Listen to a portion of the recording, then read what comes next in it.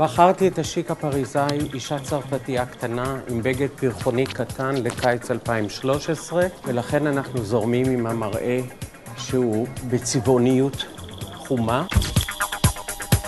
בחרתי לוק של תספורת קצרה, מהממת, שיקית, קצת אוונגרדית הייתי אומר, קצת סגנון מויקן. רציתי להוציא את הכוח הנשי החוצה. המראה שאני בחרתי הוא מראה של שיער מאוד סקסי, מגלים מאוד טבעיים ומוברשים. כן מכותב עם קולקציית ה-60s שאנחנו רואים אותה גם בעולם האופנה, אבל הרבה פחות עשוי, מתבדר ברוח ומאוד מתאים לאישה ישראלית. בחרתי בתוך הקולקציה את תספורת בוב, יותר קול, בצבעים חומים. אני יותר מתחבר לקצרים, לחומים, דברים שהם יותר קלאסיים, טוויסטים, רוק'נ'רולים קטנים.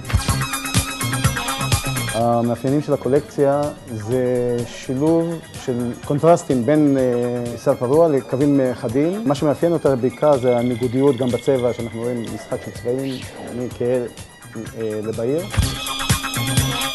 תספורות שהן כלילות וחופשיות, כמעט כן וכמעט לא, במראה טבעי, אביבי, מכוני מה שנקרא. היא ממש מסופרת ולא מסופרת, שלא עשוי ממש על סוף.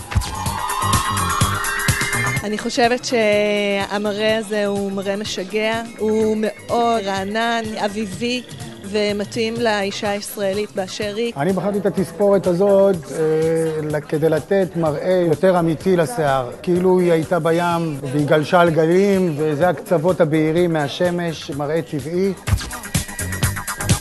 בחרתי במראה המתוחכם מתוך קולקציה של אמברה נטור, שבעצם נותנת לנו אפשרות של עיצוב ושינוי השיער, ומראה שהוא יותר מתוחכם, טבעי יותר, משולב בגוונים שהם משתלבים. נוטים לראות על מסלולי האופנה את המראות הפרחוניים, ותמיד אנחנו יודעים שהבגדים באים עם השיער והשיער בא עם הבגדים.